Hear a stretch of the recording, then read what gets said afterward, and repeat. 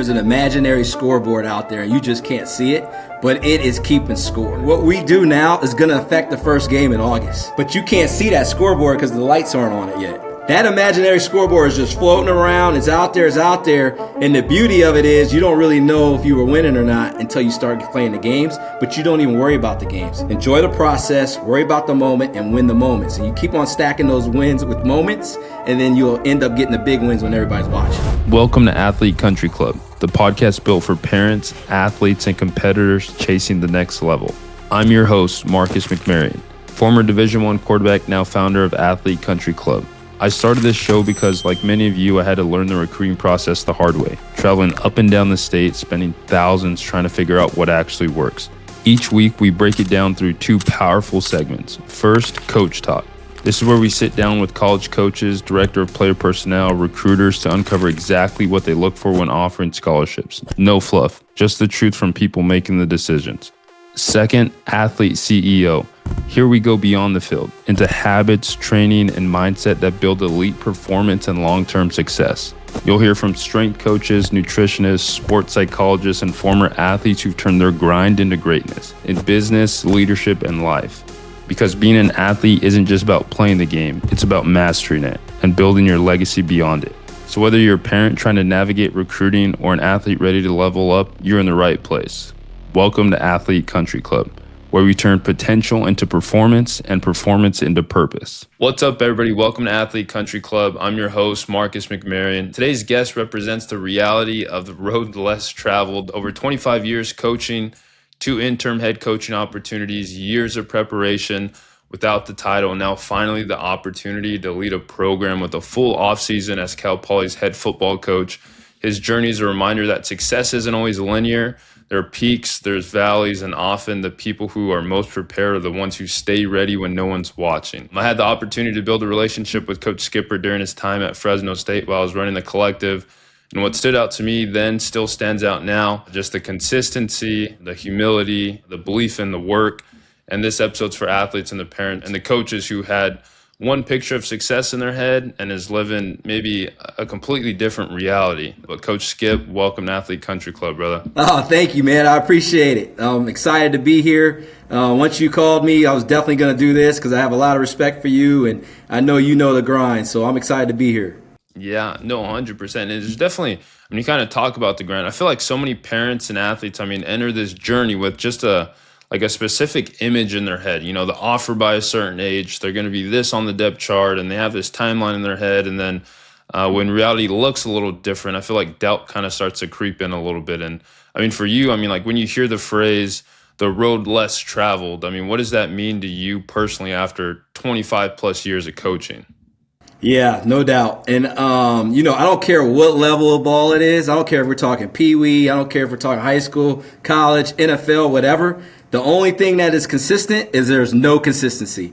Every single moment, something's going to be different, and you're learning. You're constantly learning. I've been coaching going into my 26th season coming up, and I have to keep on adjusting and adapting to the times. There's always something new that comes about. So my whole thing with me is just be ready for the moment and your opportunity, no matter what it is, because you don't really know how it's going to go. So you're just always constantly learning and studying just to prepare yourself to be the best version of yourself when your moment in time is there for you to do something. So it could be you got an offer. Now, should I commit to that offer or should I wait to get more offers? Like that's where that high school age, that's the balancing act there, because some offers they're offering you and they're like, all right, this is a real offer. And then there's some that's fake offers. Well, what is it? You know what I mean? And then you could get real offers, but you didn't accept the offer and commit, and now the offer is gone. So you need to balance those things up, and every single school operates differently. And I would just say, ask questions. I think what's lacking in our world right now is just communication. Don't assume you know something. Ask every single thing that's on your mind, get a lot of clarity, and then make the best decisions for you.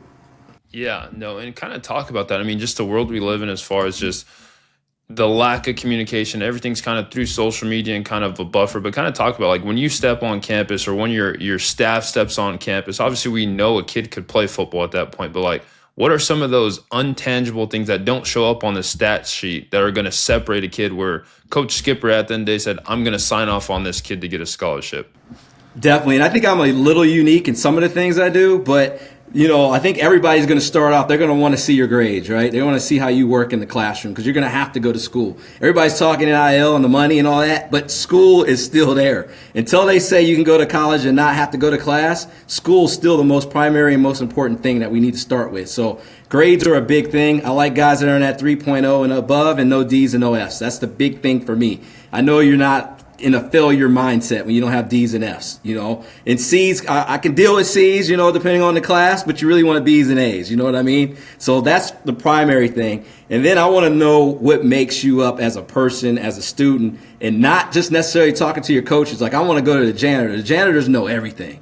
They know everything going on at that school. They know every kid. They don't necessarily talk to the kids all the time, but they know who you are and how you act. And I like to ask those guys, how is this kid when he's walking to class? Is he a guy that's over there pushing all the other students and messing around being a bully? Or is he the guy that would help other guys out? You know what I mean? Things like that. So I like to dig in deep and to get the character of each kid. And then once I get that from people that aren't necessarily associated with the football part, like the janitor, the teachers, the counselors, the principal at the school, like I talk to all those people, then I start branching into the coach and get with the coach and like hear his perspective from the football side of it, and then talk to me about his parents, get to know his parents, because the kids are going to be like their parents. I mean, they're in that house, they're growing up in there, they're going to emulate them. So I want to get to know, what do they do for work? What did they play sports when they were in high school? Like all those things. And then I finally get to, all right, you checked all these boxes. Now I can see you being a Cal Poly football player. And I can coach you, and I want you to be part of the program. And then now it takes off that way. Yeah, one of my favorite quotes that I've heard, it's been such a blessing and a curse in my life. It's been, I know just about every good coach that I've played for kind of used it in some way or some sense. It's just how you do anything is how you do everything. And it's like, man, this will nip me in the butt. Like just the most random stuff throughout my day. Like I'll hear a little voice in my head, like random stuff like, okay, I see a piece of trash on the floor. And I'm like, I should probably pick it up. And I'm like, nah, it's okay. And then I'm just like, how you do anything is how you do everything. I'm like, man, bend over, pick up a piece of trash, throw it in the trash. Taking a shower, I don't want to squeegee the thing and get it because I'm just like, how you do anything is how you do everything. I'm like, dang, like here we go, I got to do it, So it's like just finding that intrinsic motivation. It's like when success, though, it does get tough. I mean, when success isn't linear and kind of going on the trajectory that you think it is, motivation has to come from somewhere deeper. And just for you personally in your journey, I mean, like what kept you going during those valleys? Yeah, it's something my dad would always talk to us about growing up. And he would always talk about your inner conscience, right? And it never goes away. You just win that time that it's coming up. It's kind of like you're talking about that thing on your shoulder, right? It's in you, and it has all the negatives that are out there in the world. You can't do this. You won't do this. There's no way. It's impossible. All that stuff always comes up. Like just me playing football. I'm undersized linebacker. Your inner conscience is saying you're crazy to think you're a D1 athlete. You need to drop down a level. I had to defeat myself, my mindset, and how I think to say, no, you know what? I can do this. And there's guys that are my size that have done it, and it's not that many, but I'm going to be part of that not that many. And to just keep on defeating myself, look in the mirror and just tell myself, yes, you can. That is a big, big deal for me. And it's as simple as you said, picking up trash, things like that. You drop your gum, you need to pick that up and throw it away, or somebody's going to step on it, now it's on their shoes. Little things like that you just get these small victories turn into big victories, and then our line of work, football is all about plays and situations, and they come up throughout the game at all times. And to me, when you're a good person and you take care of business and you're beating your inner conscience, that's when you start making the plays that you need to make. And it's not luck. You're just prepared for that moment. And that's how I live my life. That's whether I'm coaching football, whether I'm hanging out with my nephews and niece, whatever it is, I am always going to be on the rise and always thinking, defeat my inner conscience. Do opposite of what my inner conscience is telling me to do. Yeah, defeating your inner conscious. I like that. I don't think I've ever heard it phrased that way, so I'm probably going to steal that from you. But I definitely like that, and I think it kind of relates to more. I think we're both from that Tedford kind of tree. He was my coach, and obviously you coached alongside him. And I feel like as a player, it took me a couple times of him saying it to realize. He would always say, oh, we need to keep the locker room clean, or oh, we need to keep the plane, leave it better than you found it, or the hotel room. And I'm just like, what does this matter? Like it took me a while, like hearing it a couple times, and obviously I would never say anything, but I'd kind of think about it. It's like just kind of relate back to, like you said, fighting that inner conscious or or just how you do anything is how you do everything. Kind of just relates back to that. And you're kind of talking about your dad. I know my dad was really influential in my life too, and he always used to tell me, stay ready so you don't have to get ready. And that was kind of my mentality. I mean, like long before I ever became the starter and was winning championships and bowl games and kind of having a lot of success at Fresno. And I mean, listening to your journey, I feel like that's a philosophy that shows up, I mean, all over your career. I mean, you were trusted with 2 interim head coaching roles. What did those moments reveal about your readiness as a leader? Yeah, no doubt, man. It started with Fresno, right? And there's a lot of variables to go to. It'd take an hour to talk about it all. But the very first thing is when it first happens, it's never a good time, right? When you become an interim coach, it's never really a good time. So with Coach Tepper stepping away and doing health things and things like that, replacing a legend, I had to kind of hit myself with that. You know what I mean? Like, hey, this isn't no small feat. You're replacing a legend. Legend in the coaching profession, legend in the city of Fresno, just legend all around, you know? So you kind of got to get over that phase of things. And then now it was getting guys' mindsets like, look, man, I know Coach Tepper was the head coach, but now I need you guys to follow me just like you follow Coach Tedford. So I was the whole time trying to fight that and trying to just get the guys to buy into what we're doing. It happened right before training camp, so there wasn't a lot of things we changed as far as the program goes, and it's a successful program, so we kind of stayed with what we were doing. And, there's some games we wish we could have got back, but I will say this, we went out and fought every single week, and we competed under difficult circumstances, and it was good, I learned a lot about me at that time, like you always think you're ready, all that good stuff, but now when it's really on you, and you're making all these decisions for the first time, you are learning as you're going. It's learn by doing all the way. So that was a very, very good experience. And I say it that way because when the UCLA thing happened, I was light years ahead of where I was when I took over at Fresno, like light years ahead. I knew exactly how I wanted the schedules to be. I knew what I wanted them to eat at lunch and dinner and things like that. Like, I knew how I wanted to travel. I knew how long the meetings were going to last. Like, I knew everything. I got a whole blueprint in my mind. So we went right to it. We jumped into that. Made some changes and things that I needed to do in order to get the team the way we needed it to get. And we went on a little mini run and things like that. But the reason we went on that mini run is because I learned so much that time at Fresno that I was able to bring it over there to get us ahead of the curve. So you're constantly just learning.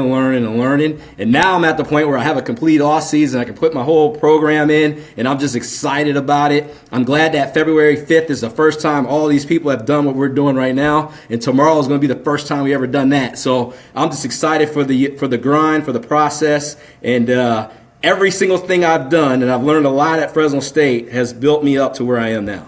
Yeah, kind of spin that and kind of direct it a bit to the high school athlete. I feel like I talk to a lot of high school parents and athletes where they're in a situation like, hey, they want me to get pulled up to varsity, but I'm not going to play. But it is good. There's a sense of good to be around varsity, to be the practice and experience. But I've always kind of leaned towards like, hey, just play JV, and when they need you, they'll pull you up, just because I personally feel like there's no experience like actually doing it. The only way to get better at football is playing football. So absolutely. What's kind of your take on that? I'm 100% with you. You need to play.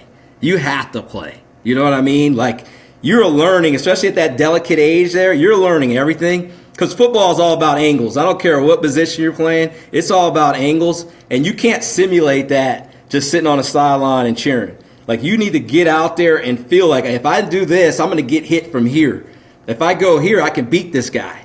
I can outrun him to this corner, this edge, whatever it is, right? You need to feel the contact. It's a contact sport. And the only way you get used to the contact is getting hit and hitting other people. So you need to be able to do that. And just being on the sideline is all great, but to me, you should play JV and then just dress out with the guys on the varsity. I don't know why enough guys don't do that. Play the JV game and then just go ahead and dress out with the varsity guys, and it's all fine. It's all cool. You played and you were on the sideline, got the experience of how they do things and operate on Friday Night Lights. So to me, just go play. You cannot replace that. Just go play. I don't care. I'm one of those guys, I think you should play and learn how to tackle at a young age. I know a lot of parents think you should go flag, which it's understandable. I get it. But they're behind the curve from kids that have already learned how to tackle and know how to learn and tackle properly to now they're reducing the injuries at a young age, that when they get older, they're not getting hurt like some guys are that were playing flag all the time, and they don't really know how to tackle or to protect themselves when they're about to get hit. So I think that's a big deal of just, if you're going to play football, play when you're young, learn how it's supposed to be, so when you get to the time when you're a senior year in high school, you're ready to go. Yeah, no, 100%. And I think that leans on a lot of just, hey, if you have the right coaches in place, football is an extremely safe sport. They know how to take care of you. They know how to teach you. It's not just old school bull in the ring. We're going to blow the whistle and someone's going to run at you. And I know that's how you probably grew up a little bit. It's like, hey, be tough, stand up, do it again. I was kind of the age group where we did it a couple times and it started to phase out because parents were like, this might not be safe. And people started talking up a little bit. So that was the phase. I done bull in the ring. Yeah. Bull in the ring is no joke, man. They needed to outlaw that because you're dizzy and you're getting hit. Look it up. Yeah. I always say bull in the ring turned a lot of football players into basketball players. That was real quick. Say, hey, you know what? I'm going to go play basketball, bro. This isn't for me. It'll test your toughness. That's for sure. It will for sure. But no, I mean, your journey, I mean, just in itself, it's been just, I feel appreciative to have been as close to you as I was at Fresno State, just kind of watching your journey and just your maturity handling everything. I feel like you were years beyond just everything that was happening. It's like there's so many different ways and angles you could have taken things. And just for you, I mean, do you believe that just like staying ready, even without certainty, is ultimately what positioned you for this moment? Absolutely, man. Absolutely. I also think like being an undersized guy and having to defeat the odds when the odds are against you, all that stuff protects you and gets you ready to go. I come from a coaching family, and like my dad, he's 36 years or whatever, coaching in the NFL, and he never got an opportunity to be a head coach. So you never, whether it's interim, whether it's permanent, whatever you want to call it, never had that opportunity in the league. So you definitely don't take the role lightly, and you also better be ready for when it happens because it doesn't happen to a lot of people. And you're one of the few that's at this point. So my dad was always harping and asking questions that were on a whole nother level. Like, I'm a linebacker coach. He didn't ask me nothing about linebackers. You know, he's asking me about the whole team. How you gonna build your culture? Like, just a generic thing like that. How you gonna do that? And like, I gotta think. Like, oh, okay, yeah, I never thought about it like that. You know, little simple things. What time you gonna eat when you got practice in the morning? Are you gonna feed them again in the evening, or are they just gonna be hungry the rest of the night? Like things like that you just gotta, like, you know, that's head coaching stuff. Because when you become the head coach, the main thing I realized, you're not doing X's and O's all that much. You're doing everything that's not X's and O's, which is kind of crazy because when you're a position coach, you're knee deep into the X's and O's. Like, that's what's getting you to the point to be the head coach. And then once you finally get there, you're not using any of that. You use a little bit, but really you're setting schedules, you're setting mindset. You have to have speeches ready. You have to be ready from that element of things. So the stay ready part is, again, it's kind of like when you're playing. You need to actually be doing it and experiencing it. I worked for Jim McElwain, and I was the assistant head coach there, and I was blessed with him because he let me do a lot of the head coach stuff. Like, he would let me go to speaking engagements and things like that, partly because I think he didn't want to do it. But the other side of it is he wanted me to get that experience of doing it, so when I finally get my chance, I'm ready to go. So it's, again, learn by doing, man. Jump in the fire, stay ready, keep your mindset ready, and never let your inner conscious tell you can't do it. Always prepare yourself to do it. Yeah, no, and I feel like mentorship has always been something big, and it's like something that it's hard to see when you're in the moment of it and you kind of have access to that mentor, and it's like they leave and you kind of, hindsight's always 2020. You look back, it's like, man, I think I was dropping some nuggets on me and I was learning some gems at the time, and you're trying to be receptive as possible during that moment. And I feel like you've always emphasized development beyond just football. Why is that so important for your players to grow from the inside out and not just physically? Yeah, no doubt, man, no doubt. And I will say this, man, playing for Pat Hill was a blessing because he was always telling us, I'm going to take you from a young man to a grown man. Like, he would say that on and on and on and on. So we were doing all kinds of stuff. We had our academic game plan from the academic side of things with Coach John Baxter, and we were learning all these tools and how many hours in a week and all these different things, how to take notes and all these little analogy things that we were doing that still come up to this day right now for me. But how you pay your bills, and if you don't pay it on time, you're evicted.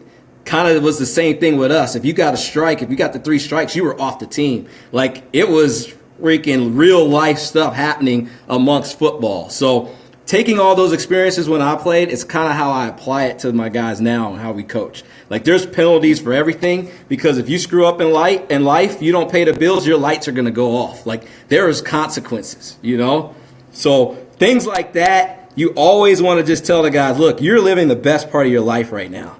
Right? You're playing football. We're bringing meals to you. A lot of you guys are getting NIL money. Like, you are in the best phase right now. This is going to end pretty soon, and you need to be ready for the next phase. You're either going to be at peace or you're going to be in a panic. And I want more guys to be at peace. You learn how to live your life. You know how to pay bills. You know what it is to go buy a car. You know how to tie a tie for the interview. All those things gives you at peace for the rest of your life. But if you don't go through those steps and understand that there's consequences for your actions, now you're going to be in a panic and you're going to be chasing the real world the rest of your life. So that's kind of the whole mindset there. Yeah, no, and I feel like that's once you're in college, it's hard to see until I feel like when you go on your first kind of vacation. I mean, God willing, you don't have a too long of a vacation in December because you're playing in a bowl game and it's a short vacation. But I feel like when I was at Oregon State, we didn't play in a bowl game my first year. And I came home and I'm trying to hang out with my friends and I'm hitting everyone up and like, dude, I got work. And I'm like, work? Like, what are you talking about, bro? It's like, dude, I'm still playing a kid's game, bro. Like, I'm getting paid to play a kid's game.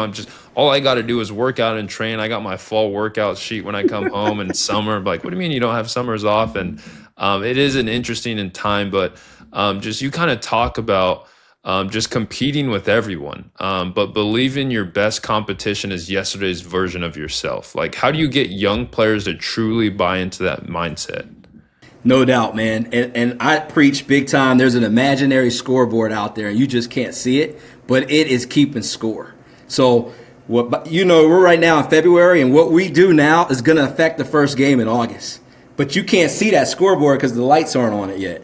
But it's on. You just got to turn it on, and it doesn't come on until we get to that game time. So build your resume, build how you're going to play today. And then today is better than yesterday, but tomorrow has to be better than today.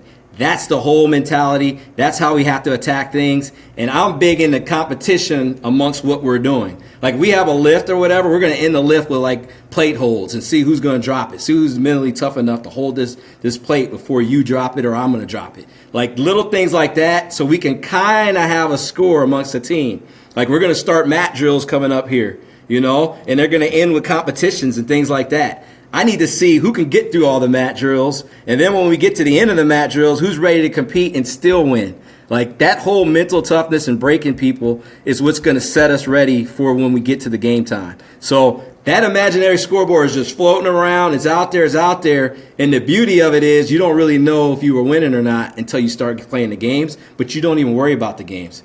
Enjoy the process, worry about the moment, and win the moments. And you keep on stacking those wins with moments, and then you'll end up getting the big wins when everybody's watching.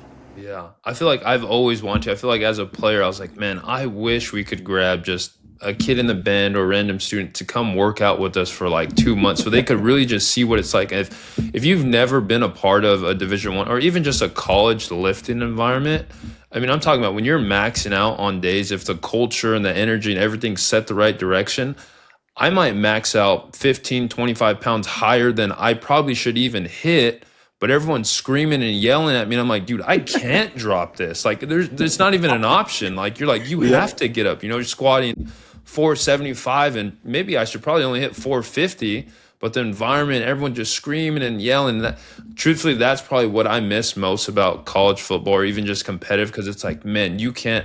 Now I'm lifting in my garage and nobody's there screaming. I'm imagining I have Juju or someone, Jeff Allison, behind me screaming at me now, So it's like, hey, get up. Or Mike Bell screaming at me, let's go, QB. So it's like trying to just create that environment for myself. And we kind of talked about Fresno State, and I think you're a humble guy and you kind of skipped over it a little bit, but you are a Fresno State legend. I mean, just the stats and everything you've done there. And I mean, better than anyone, just the pride and tradition and standard of Bulldog football. And that experience doesn't leave when you change the logos. Like, how has your experience at Fresno State as a player and coach kind of shaped the standard you want to establish or continue that's at Cal Poly already?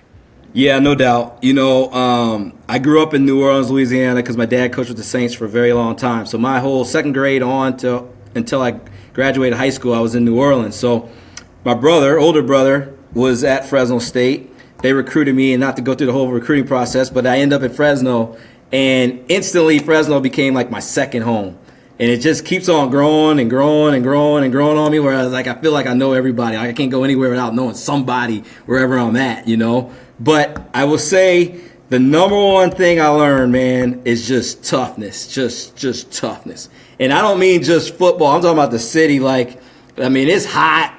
People are getting up early, leaving when it's dark, working throughout the day, and then they're coming home when it's dark. When you see light, you're working, you're doing something. You're getting better, And I felt the football team that way, and I also felt like the farmers and the community, like everybody was that way. That's how we operate, And then at this time of the year, half the time when the lights out, it's foggy, you still can't see. So all those things, it just goes together, just the work ethic and the way people just want to compete and get better, and very humble. It's a very humble community, very humble. I really enjoy it. I'm glad to be a big part of it.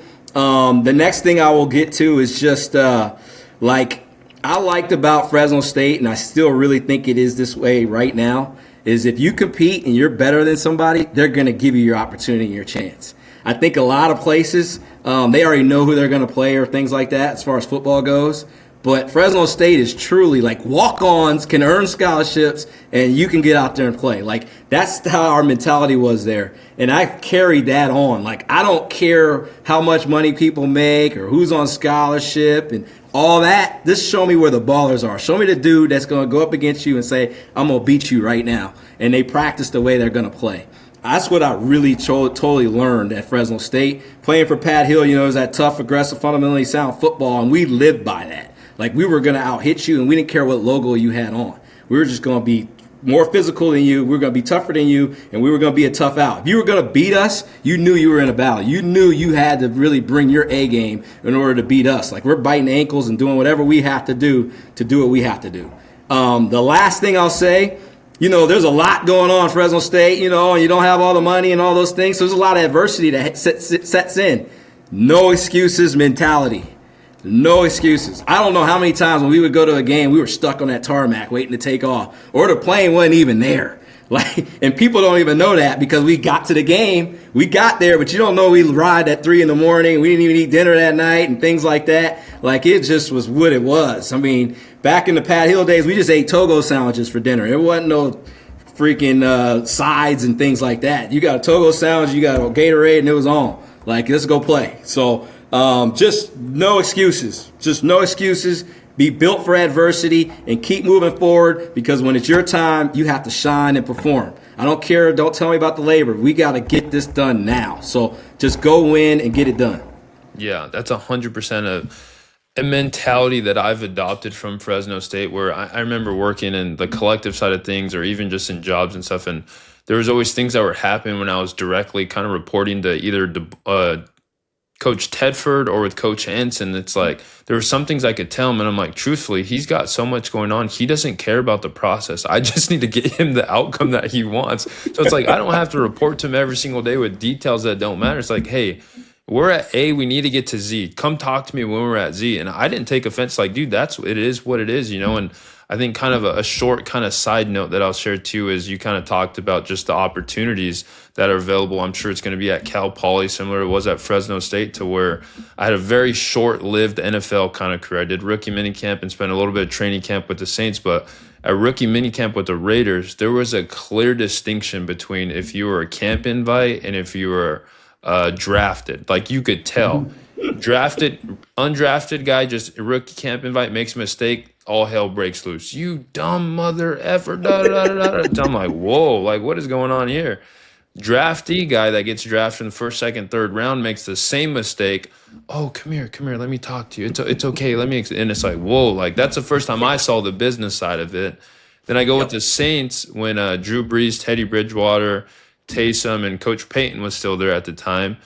And the very opening thing Coach Payton says is, I don't care if you got drafted or if you were undrafted. If the undrafted guy plays better than our first round draft pick and you guys are the same position, I'm going to cut the first round draft pick. And I kind of stood back whoa, and I had just went to the Raiders. So I finished with the Raiders and I flew out to the Saints. And that was the opening meeting, like to the team and everyone there. And I kind of looked and he was dead serious, like didn't crack a smile, wasn't I was like, whoa, this guy's not playing games. So it's like two polar opposite programs operating at the same level, same league, all in the NFL, but just completely different programs. So I think that's always been interesting to where I think coaches are most successful when they're focused on kind of building men and not just winning games or playing nice with the public and actually doing what's best for their program. And for you, I mean, just after decades in the profession, I mean, what do young athletes misunderstand most about success? It's not going to just be given to you. I think a lot of guys get to college and they were the all-star in high school. And you work out and do things, but you're not working as hard as you probably have to because you're just the best guy. You're the best athlete out there. That ends once you get to college, and it definitely ends if you go to the next level. But once you get to college, you're getting pretty equal now. It is getting really equal, and age and experience starts to matter. And if you weren't working in high school, you're definitely not going to beat out that older guy.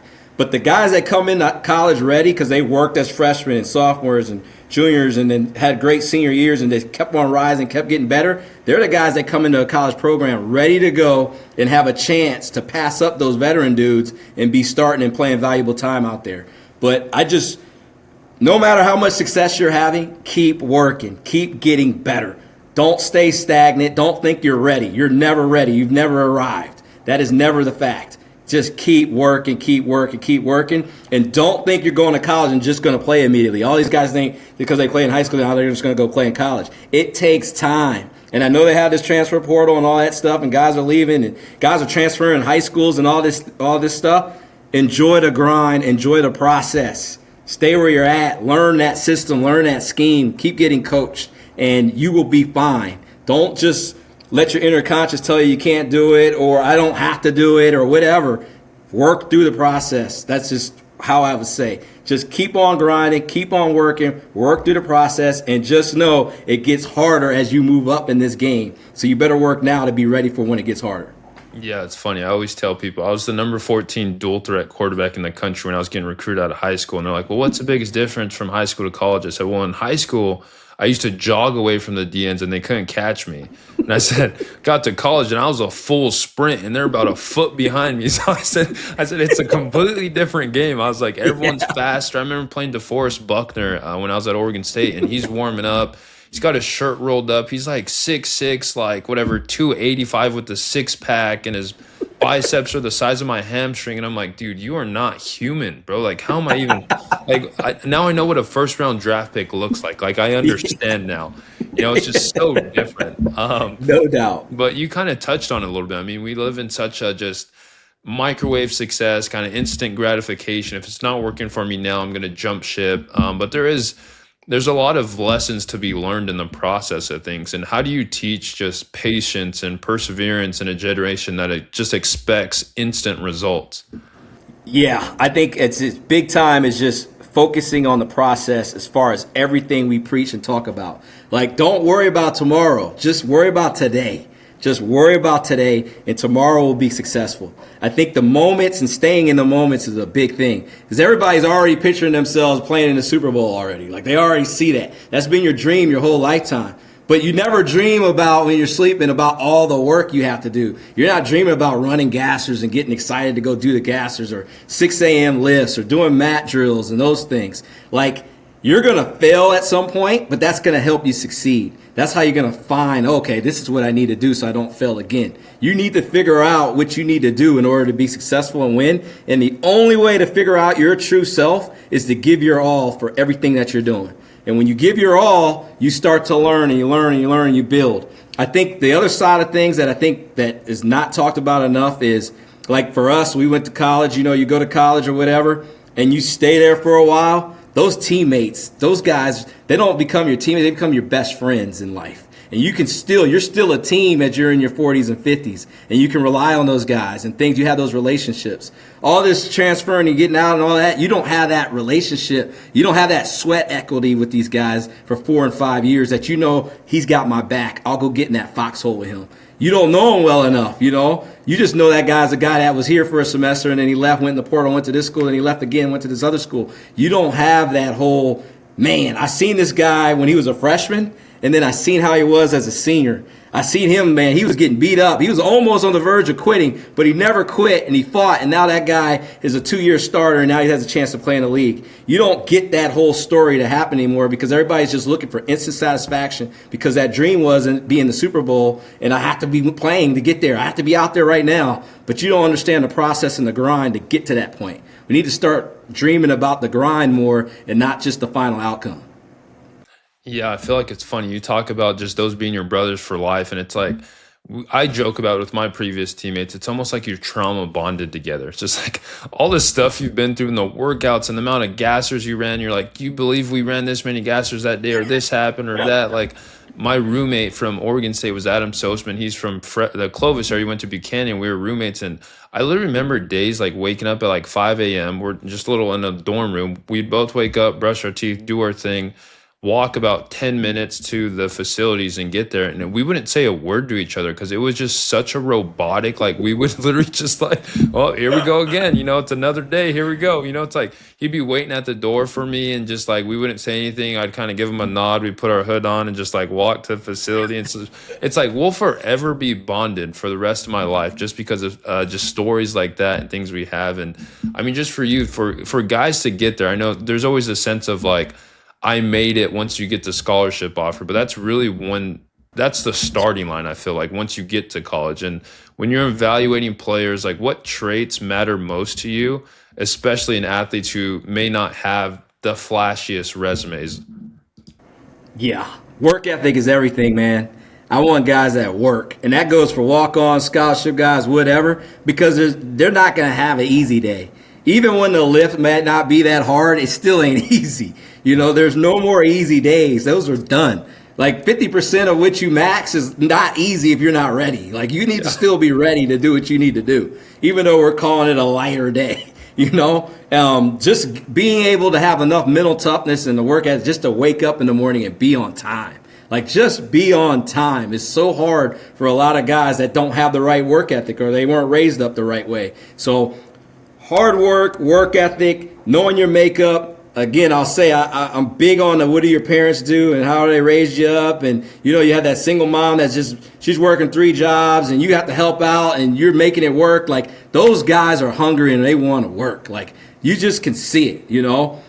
Just the stuff you cannot measure is what I look for. You know, what's in your heart? What makes you up as a person? Do you love football? Like, do you really love this game? Like, I mean, love it. Like, it's on your mind all the time. Like, I'll ask guys, hey, you watch the Monday night game? And most of the teams are like, nah, I didn't watch it. Well, you don't really love football. Like, I watch Monday Night Football every single night, and I had to stay up late, and it was a struggle to get up in the morning. But, hey, I watched football, and I saw every play. Like, I love the game. Like, you have to love the game in order to do this. If you don't love it, you're going to get to a point whether it's in training camp or it's mat drills, spring practice, when nobody's out there watching, that you're going to say, you know what, I don't really want to do this anymore. I don't want that guy on the team. I want the guys that, man, give me more, coach. I love this stuff. Make it hard, coach. I want to get to the peak. I want to get to the top. You know, that's the mentality that you're really, really looking for. That makeup, that guy that loves the game and is as hard a worker as you could ever have it. We could throw anything at them, and they're still going to work and compete and give their all, and they're going to get better the next day. That's the makeup that I'm really looking for. Yeah, no, and it used to fire me up too to think. I remember a quote people used to say all the time is that everyone thinks they work hard until they meet someone who actually works hard. And it's like, man, that is nothing more true because like you think you're putting in effort and you get to college and you actually get around other elite guys. You're like, oh man, I've been coasting. Like I've been showing up to work out and not to outwork. Like there's guys in there with a whole nother intensity when they're lifting, you know, and it's like that stuff is contagious. And just kind of talk about how like a player's energy should be contagious to his teammates in a positive way. Absolutely. And that's your leaders right there. That is the leaders. The guys that when the rest of the guys are looking at him like, man, I want to be like him. That's how you're defined as a leader. And you don't have to be yelling and screaming. You're just working about it. You're taking care of business. You're setting the tone for how things need to be. Like that is such a big thing to me, how your actions are speaking so loud, you can't hear what you're saying. Like, that is huge, man. That is huge, where the guys are like, that's how we have to be. He is setting the standard for our team, because the standard is the standard and you have to live up to that thing. But I think, like what you're getting at, so many people think the leaders are the guys that are yelling and screaming and talking and doing all that stuff. That's all the fluff. That is just fluff. The guys that work stick out. And the good teams have a lot of guys where they don't stick out because everybody's working, everybody's following the leader, and then they bring the guys along that don't necessarily know how to work. They're teaching them and showing them, and they might not even be talking to them. They're just doing it by their actions, and they start to watch, and they learn and know, I better do it that way or I'm not going to be here. That's when you know you're building a great team. That leadership that's not just yelling and screaming, but it's work about it, that's when you're getting to your peak of your team. Yeah, I think a prime example of that too, you got me thinking about my Fresno State days now. I remember when we'd be running gassers and stuff.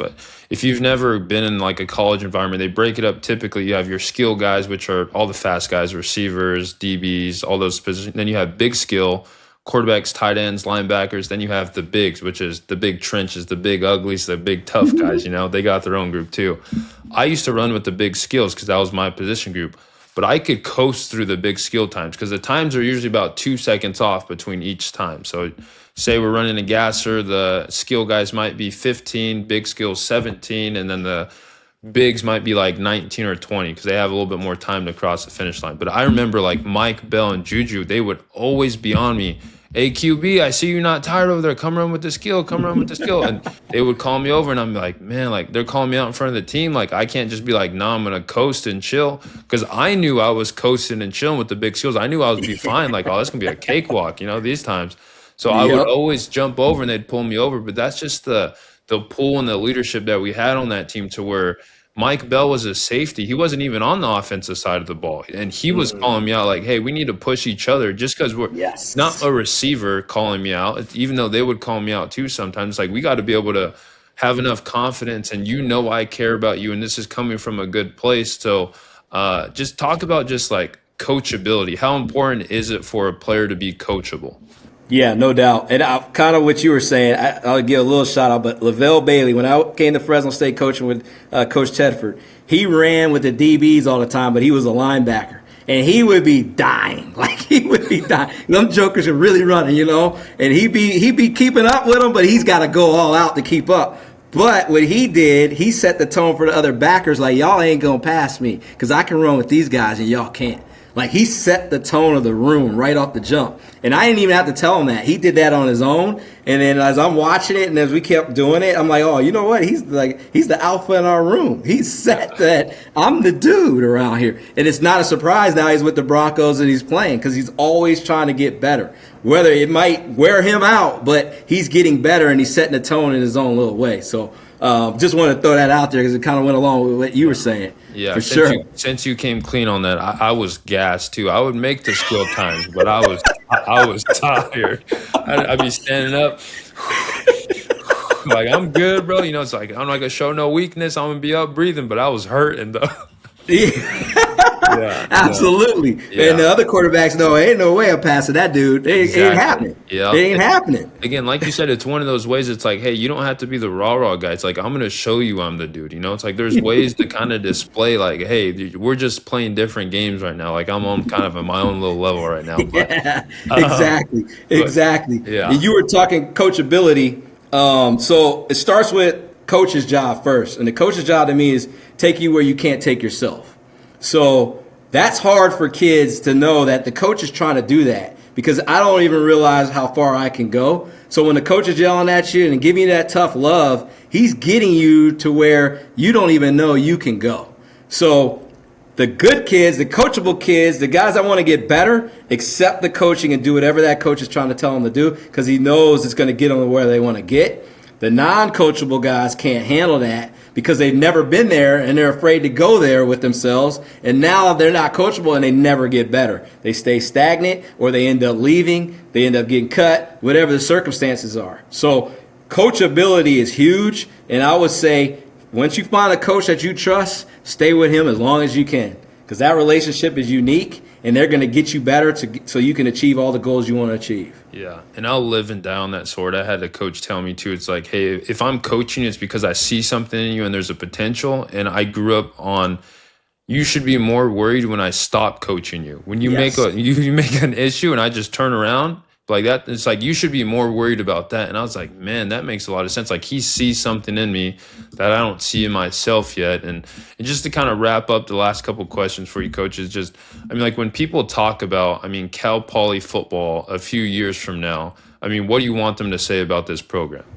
Oh man, big time. I want them to say that, look, those dudes started at 0 and they got to 100 by not skipping steps. They started at 0 and went 1, 2, 3 all the way up to 100 by hard work, determination, getting the right kids in there, graduating players. Like, they did not skip a beat, did not skip a step, to where we are nationally known as one of the hardest working teams in the country. And wins and losses are going to come and go as you don't skip those steps, but I want them to know that, like, those dudes right there, when you play them, you better strap it up because they're coming after you. They're going to play hard, they're going to play tough, they're going to play smart, they're going to execute, and then when they get off the field, they graduate players, they help out in the community, and they're just good, genuine people. Like, I think that is missing. Like, just, there's nothing wrong with being good people and doing what's right and going out in the community and having fun and enjoying the moments and enjoying this beach around here that we have, and we have a new Madden Center getting built. Like, there's a lot of good things happening, and in 4 years from now, the nation needs to recognize it, and that means we didn't skip any steps and we did everything that we wanted to do. Yeah, and there's a lot of things that you can't guarantee during the season. Obviously, we've both played at the level, you've coached at the level to where it's like wins and losses are going to come, but it's like there are so many things in place that you could control as a player and control as a coach as far as the product that's going to be put out there on the field on Saturdays. And for you, I mean, like, what does success look like to you beyond the wins and losses as far as the product and the environment that you're putting out on the field on Saturdays for all the Cal Poly fans to watch? Yeah, so it's really simple and kind of easy to me. If we're winning, it's a daily thing, not a game-by-game thing. It's a daily thing, and all I want is for everybody on our team and the coaches to be the best versions of themselves that day. If we do that, we will be just fine. That's a win to me. When you wake up tomorrow morning, bring the best version of you to work, and we will be just fine. Don't bring the bad attitude. Leave that out of there. Don't bring the lazy guy. Don't bring the late guy. Bring the best guy. And as long as we do that every single day, we are going to be fine. We're all going to be happy dudes once game time gets here. Just be the best version of yourself. Wake up ready to go. Be better than you were yesterday, and we will be great. Yeah, there's something about chasing that best version of yourself that I feel like it gets thrown around as a cliche a lot of times, but if you truly like live by that and commit to that statement, I feel like success and winning just becomes a byproduct. It's not even you're chasing winning.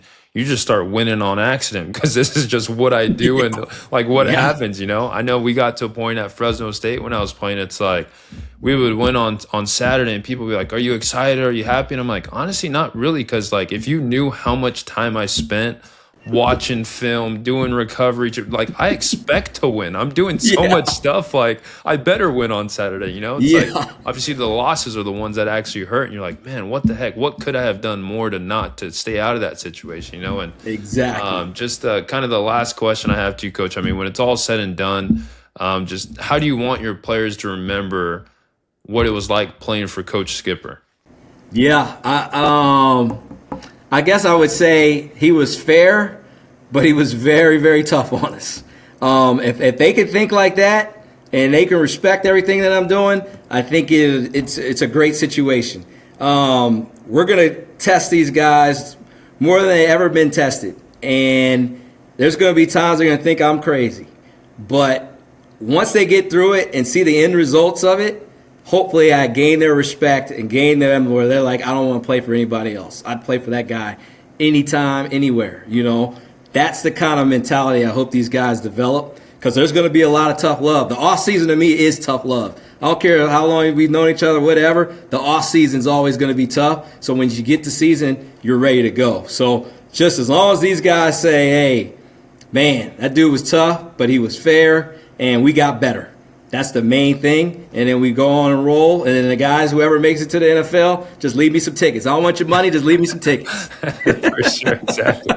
Yeah, no. And I'll say, too, even doubling down on that, I mean, just a little foresight to any Cal Poly fans listening or players that are potentially about to play for Coach Skip. I mean, Coach, like to you, if you just keep being yourself, like you're 10 toes down a player's coach. Like you're someone that I would put on a pedestal, same as Teffer, to where it's like, Teffer would tell me to jump, I'd say how high. Like I wouldn't say why or what, because it's like I know you're coming from such a just a pure and genuine place, and like you make players want to run through a wall. And I can't wait for just to follow your guys' success along the season. It's going to be awesome. Just kind of watch you guys stacking wins, and don't get it twisted. It's all about beyond football. But we're going to win some games now at Cal Poly. Don't get it twisted.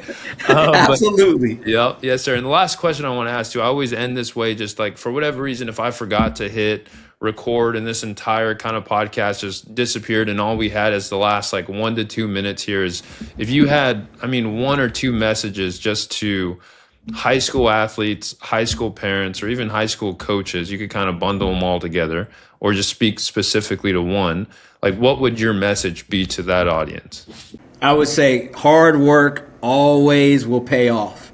It always pays off. When you work hard, good things are going to happen. You know, it might not instantly happen, but it's eventually going to happen for you. So just keep on working, keep on enjoying the grind. The grind hurts at sometimes. It's a feel-good hurt, and then it feels great. Like you go through the grind, okay? Don't take shortcuts, because if you take shortcuts and you make it to the top, you're going to fall down really quickly. Once you go through the grind, once you go through the hard work, you stay at the top for a long, long time, and it's everlasting to where people are always talking about you and how you worked from the bottom all the way up to the top. Just enjoy the grind. The hard work's going to pay off, and you will be just fine. The word I use to describe all that is strain. Strain for every inch of everything that you want. It has to be a strain. If it's too easy, do something different. Strain, strain, strain will make you and build you up to where you're at this point where nobody can defeat you, nobody can knock you down, and you stay at the top a lot longer.